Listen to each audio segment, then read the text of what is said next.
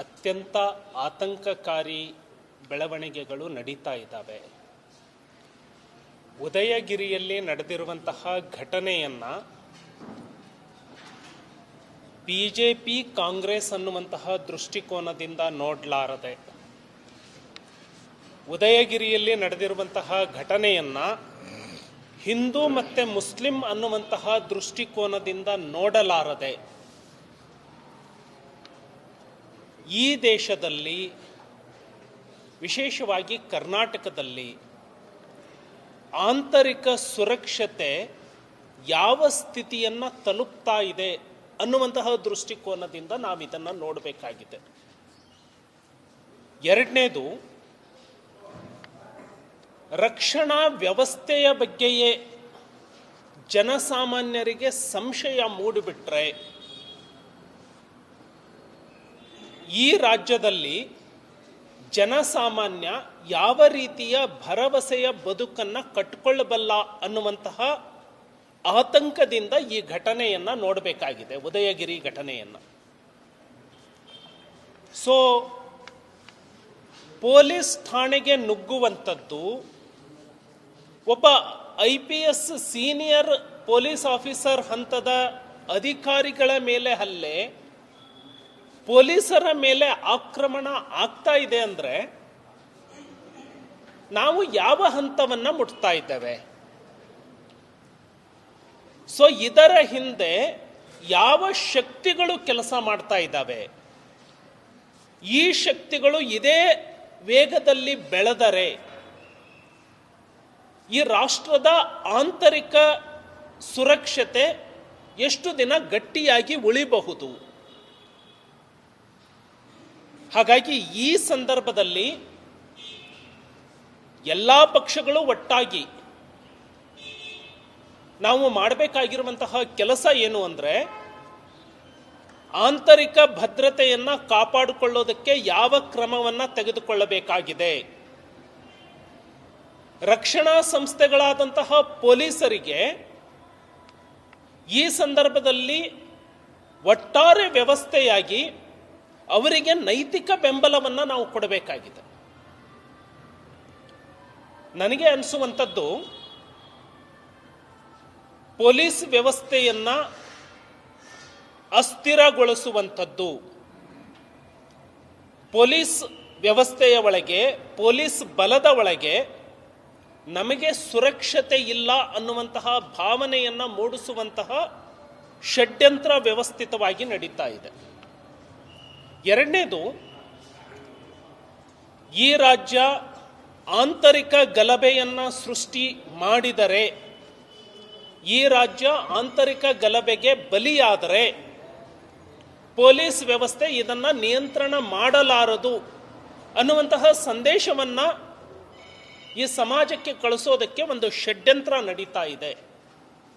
ಹಾಗಾಗಿ ರಾಜಕೀಯ ದೃಷ್ಟಿಕೋನದಿಂದ ಏನೇನೋ ಇಲ್ಲದೆ ಅವ್ರ ಮೇಲೆ ಇವರು ಆರೋಪ ಮಾಡಿದ್ರು, ಇವ್ರ ಮೇಲೆ ಅವರು ಆರೋಪ ಮಾಡಿದ್ರು, ಇದನ್ನು ಹಿಂದೂ ಮುಸ್ಲಿಂ ಅನ್ನುವಂತಹ ಲೇಪದಲ್ಲಿ ಅದನ್ನು ನೋಡುವಂಥದ್ದು ಮಾಡಿದ್ರು, ಅಥವಾ ಕಾಂಗ್ರೆಸ್ BJP ದೃಷ್ಟಿಕೋನದಿಂದ ಇದನ್ನು ನೋಡಿ ರಾಜಕೀಯ ಬಣ್ಣವನ್ನು ಕಟ್ಟಿಬಿಟ್ರು ಅಂದರೆ, ಯಾರು ಈ ದೇಶ ವಿರೋಧಿ ಚಟುವಟಿಕೆಗಳನ್ನು ಮಾಡ್ತಿದಾರಲ್ಲ ಅವರು ಮತ್ತೆ ಸುರಕ್ಷಿತರಾಗ್ಬಿಡ್ತಾರೆ, ಅವರು ಸೇಫರ್ ಝೋನಿಗೆ ಹೋಗ್ಬಿಡ್ತಾರೆ. ರಾಜಕೀಯ ಕಿತ್ತಾಟದಲ್ಲಿ ಅಥವಾ ಹಿಂದೂ ಮುಸ್ಲಿಂ ಅನ್ನುವಂತಹ ದೃಷ್ಟಿಕೋನದಲ್ಲಿ ಈ ಗೊಂದಲವನ್ನು ಸೃಷ್ಟಿ ಮಾಡಿ ಯಾರು ತಮ್ಮ ಬೆಳೆಯನ್ನು ಬೇಯಿಸ್ಕೋಬೇಕಲ್ಲ, ಆಂತರಿಕ ದಂಗೆಯನ್ನು ಸೃಷ್ಟಿ ಮಾಡುವಂತಹ ಘಾತುಕ ಶಕ್ತಿಗಳು, ರಾಷ್ಟ್ರ ವಿರೋಧಿ ಶಕ್ತಿಗಳು ಇದಾವಲ್ಲ, ಅವು ಸೇಫರ್ ಝೋನಿಗೆ ಹೋಗ್ಬಿಡ್ತವೆ.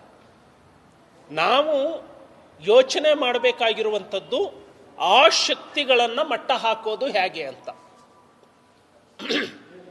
ಇಂತಹ ದೇಶ ವಿರೋಧಿ ಗುಂಪುಗಳು ಯಾಕೆ ಮತ್ತೆ ತಲೆ ಎತ್ತುತ್ತಾ ಇದ್ದಾವೆ? ನಾವು PFIಯನ್ನು ಬ್ಯಾನ್ ಮಾಡಿದ್ವಿ, ಇನ್ನೊಂದು ಹಂತದಲ್ಲಿ ಅಂಥದೇ ಚಟುವಟಿಕೆಗಳನ್ನು ಮಾಡುವಂತಹ ಶಕ್ತಿಗಳು ಒಂದಾದವು. ಹಾಗಿದ್ರೆ ನಾವು ಸಕ್ಸಸ್ ಆದ್ವಾ? PFIಯನ್ನು ಬ್ಯಾನ್ ಮಾಡಿದ ನಂತರ ಆಂತರಿಕ ಗಲಭೆಯನ್ನು ಸೃಷ್ಟಿ ಮಾಡುವಂತಹ ಶಕ್ತಿಗಳನ್ನು ಮಟ್ಟ ಹಾಕಿದ್ವಾ? ಹಾಕಲಿಲ್ಲ. ಈ ಘಟನೆಯನ್ನು ರಾಜ್ಯ ಸರ್ಕಾರ ಯಾವ ರೀತಿ ರಿಯಾಕ್ಟ್ ಮಾಡಿದೆ? Unlawful prevention of unlawful assembly ಆಕ್ಟ್ನಲ್ಲಿ ಎಷ್ಟು ಜನರ ಮೇಲೆ ನಾವು ಕೇಸನ್ನು ರಿಜಿಸ್ಟರ್ ಮಾಡಿದ್ವಿ?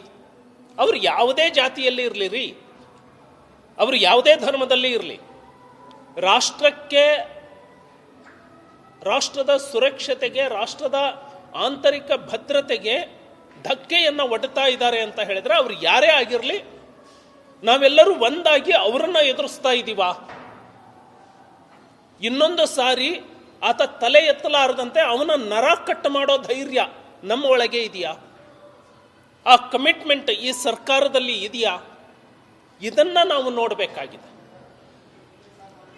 ಈ ನಿಟ್ಟಿನಲ್ಲಿ ಮಾನ್ಯ ಗೃಹ ಸಚಿವರಿಗೆ ಬಹಳಷ್ಟು ಘಟನೆಗಳಲ್ಲಿ ನೀವು ಅನ್ಫಿಟ್ ಮಿನಿಸ್ಟರ್ ಅಂತ ಹೇಳಿಬಿಟ್ಟಿದ್ದೀವಿ. ಈ ಘಟನೆಯಲ್ಲೂ ನಾನು ಅದನ್ನು ಹೇಳೋದಕ್ಕೆ ಇಷ್ಟಪಡೋದಿಲ್ಲ. ಈಗಲಾದರೂ ರಾಜಣ್ಣನಂತವರು ಈ ಹೇಳಿಕೆಯಿಂದ ಭವಿಷ್ಯಕ್ಕೆ ನಾವೇನು ಸಂದೇಶ ಕೊಡ್ತಾ ಇದ್ದೇವೆ ಅನ್ನೋದು ಆಲೋಚನೆ ಮಾಡಲಿ. ಹೋಮ್ ಮಿನಿಸ್ಟ್ರು ಇಂತಹ ಘಟನೆಗಳಲ್ಲೂ ಕೂಡ ನಾನು ತುಷ್ಟೀಕರಣದ ಬಗ್ಗೆ ಯೋಚನೆ ಮಾಡಿದರೆ ಸರಿನಾ ಅನ್ನುವಂಥದ್ದನ್ನು ಯೋಚನೆ ಮಾಡಲಿ. ಹಾಗಾಗಿ ರಾಜಕೀಯವನ್ನು ಮೀರಿದ ಹಂತದಲ್ಲಿ ನಿಂತು ನಾವು ಇದಕ್ಕೆ ರಿಯಾಕ್ಟ್ ಮಾಡಬೇಕಾಗಿದೆ. ಸರ್ಕಾರ ಈಗಲಾದರೂ ಎಚ್ಚೆತ್ತುಕೊಳ್ಳಿ. ಸರ್ಕಾರ ಎಚ್ಚೆತ್ತುಕೊಂಡು ಈ ರಾಷ್ಟ್ರ ವಿರೋಧಿ ಕೃತ್ಯಗಳನ್ನು ಮಾಡುವಂತಹ ಘಟನೆಗಳು, ಅವರಿಗೆ ಯಾವ ಧರ್ಮವೂ ಇಲ್ಲ, ಯಾವ ಜಾತಿಯೂ ಇಲ್ಲ, ಯಾವ ರಾಜಕೀಯ ಲೇಪನವೂ ಇಲ್ಲ, ಅವರೆಲ್ಲರೂ ಈ ರಾಷ್ಟ್ರದ ಐಕ್ಯತೆಗೆ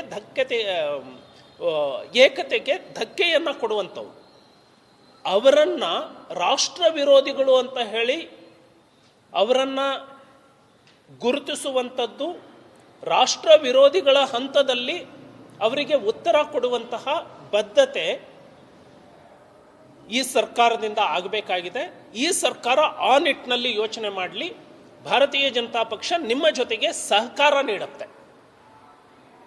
ಆದರೆ ನೀವು ಇದರ ಒಳಗೂ ಕೂಡ ರಾಜಕೀಯ ಲೇಪನವನ್ನು ತಂದ್ರಿ, ಯಾರೋ ಅಲ್ಲಿಂದ ಬಂದರು, ಇಲ್ಲಿಂದ ಬಂದರು, ವೇಷ ಮರೆಸ್ಕೊಂಡು ಬಂದರು ಅಂತ ಹುಚ್ಚಾಟದ ಹೇಳಿಕೆಗಳನ್ನು ಬಿಟ್ಟು ಕೊನೆ ಪಕ್ಷ ರಾಷ್ಟ್ರ ರಾಜ್ಯವನ್ನು ರಕ್ಷಣೆ ಮಾಡುವಲ್ಲಿ ನಾವು ಪಕ್ಷವನ್ನು ಮೀರಿ ನಿಲ್ಲುತ್ತೇವೆ ಅನ್ನುವಂತಹ ಬದ್ಧತೆಯನ್ನು ಈ ಸರ್ಕಾರ ತೋರಿಸಬೇಕು.